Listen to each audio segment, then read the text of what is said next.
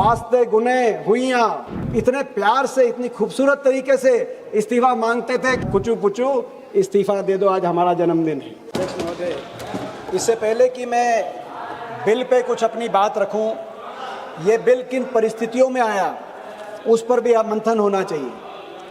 जिन परिस्थितियों में बिल आया है वो साबित करते हैं कि ये बिल सरकार ना तो मन से लाई है, ना दिल से लाई है, ना दिमाग से लाई। क्योंकि सरकार का मन तो युवाओं की आवाज दबाने का था, छात्रों की आवाज को कुचलने का मन था।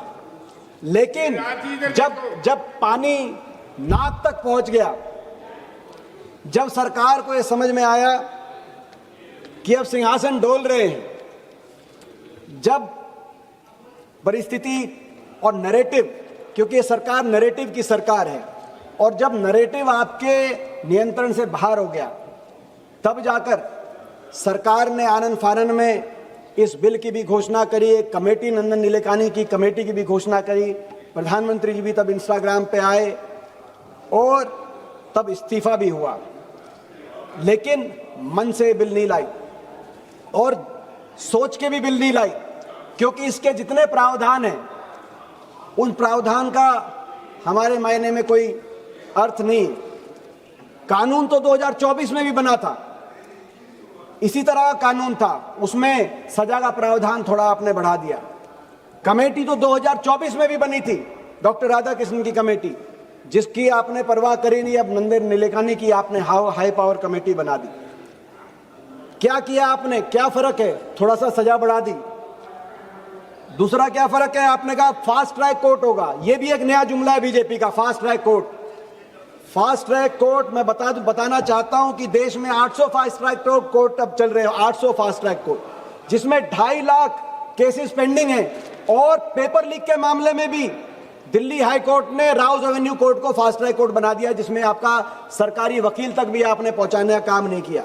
ये जुमला है फास्ट ट्रैक कोर्ट। आपने कहा कि अब जांच 60 दिन में करेंगे, ये नया प्रावधान आपने कर दिया। कैसे करेंगे? सीबीआई करेगी। वो कौन सी सीबीआई? वो सीबीआई जिसने 2024 के पेपर लीक के मुख्य आरोपी के खिलाफ 2 साल में भी एक सबूत जो सीबीआई अर्जित ना कर पाई और अभी उनकी बेल हो गई, जो मुख्य आरोपी संजीव मुखिया हैं। वो सीबीआई, जिस सीबीआई को आपने विपक्ष पे लगा रखा है, हम पे लगा रखा है, सभी सारे विपक्ष को, जो सांसदों और विधायकों को तोड़ने का काम आती है, वो सीबीआई, उस सीबीआई से आप कह रहे हैं कि वो जांच करेगी। अगर कानून बनाना ही था 3 साल से 5 साल, 5 साल से 7 साल नहीं, कानून बनाना था तो पहली पंक्ति होनी चाहिए थी कि अगली बार नीट का पेपर लीक होगा तो शिक्षा मंत्री का पहले इस्तीफा होगा। ये कानून में आना चाहिए। कानून का कोई अर्थ नहीं। मगर इन परिस्थितियों में आया, जिस परिस्थिति में आपका सिंहासन डोल रहा था, जब आपको यह समझ में बात आई कि अब शिक्षा मंत्री तक नहीं, देश का युवा सरकार से जवाबदेही मांग रहा है और अगला नंबर किसी का लग सकता है, वहां पे नारे चले, वहां के नारे सुनने की आपको आवश्यकता है। जब ये नारे चले कि शिक्षा मंत्री तो झांकी है, प्रधानमंत्री बाकी है, जब ये बातें आई वहां से, उस समय इन परिस्थितियों में ये जो बिल है, इसीलिए ये सबूत है आपकी हार का और देश के छात्रों की, युवाओं की जीत का ये सबूत है। मैं देश के युवाओं को, छात्रों को बधाई देता हूं।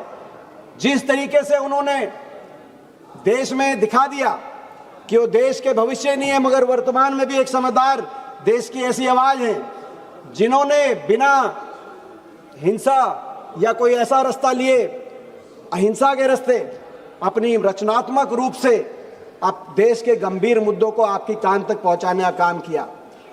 आपने देखा उनके हाथ में पत्थर नहीं थे, उनके हाथ में संविधान था, उनके हाथ में एक टेलीफोन था जिससे किसी ने रील बनाई, किसी ने मीम बनाया, किसी ने गीत गाया और उन्होंने दिखा दिया कि हमारे प्रजातंत्र में सवाल पूछने वाले देशद्रोही नहीं लेकिन प्रजातंत्र के प्रहरी हैं। उन्होंने बता दिया, उन्होंने दिखा दिया। आज ये चर्चा इस बात का सबूत है कि देश की युवा पीढ़ी ने, जेनजी ने ये दिखा दिया कि देश में, प्रजातंत्र में असली मालिक प्रजातंत्र में जनता है, प्रजा है, राजा नहीं। असली राजा प्रजा ही है, ये दिखा दिया। ये जेनजी जिनके जबान पे शहीद आजम भगत सिंह का इनकलाब जिंदाबाद का नारा था, और जब वो कभी आपसे टकराते थे तो दूसरा नारा देते थे, वास्ते गुने हुइयां, एक नारा देते थे, वास्ते गुने हुइयां। आपको समझ ना आए तो आप घर जाके गूगल पे आप सर्च कर लेना है क्या नारा है। वो नारा देते थे वास्ते गुने हुइयां, और वो नारा देते थे इतने प्यार से, इतनी खूबसूरत तरीके से इस्तीफा मांगते थे। कहते थे, जब आपसे इस्तीफा भी मांगते थे तो कहते थे, कुचू पुचू इस्तीफा दे दो, आज हमारा जन्मदिन है। ऐसी हमारा अगली पीढ़ी, हमें गौरव है हमारी अगली पीढ़ी पे। लेकिन 12 साल की आपकी सरकार के बाद हमारा भविष्य, देश का भविष्य, अगली पीढ़ी चौराहे पे आ गया। ये आपकी 12 साल की सरकार का रिपोर्ट कार्ड है। जिस अगली पीढ़ी के जवान पे जब चौराहे पे आया तो कहा कि सरकार में हमारा भविष्य चौपट हो गया।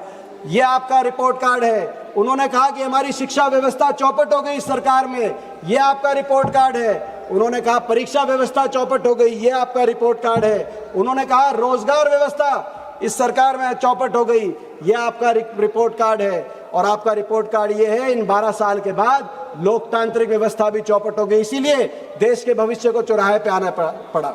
लोकतांत्रिक व्यवस्था चौपट हो गई आपके समय। जिस व्यवस्था में संवाद का स्थान होना चाहिए, अकाउंटेबिलिटी की बात होनी चाहिए, संवाद का कोई स्थान नहीं बचा।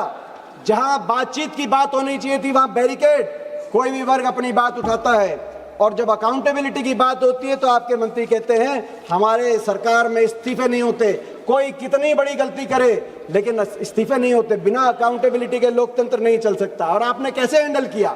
वही ऐसे हैंडल किया जब आपने किसान आंदोलन में, जो हमारी बेटियां बैठी थी पहलवान, उनके आंदोलन में और बाकी हर आंदोलन में आपने उसी रूप से इस आंदोलन को भी, जब हमारा देश का युवा निकला तो आपने क्या किया? टूल किट उनके ऊपर, वही टूल किट बीजेपी की।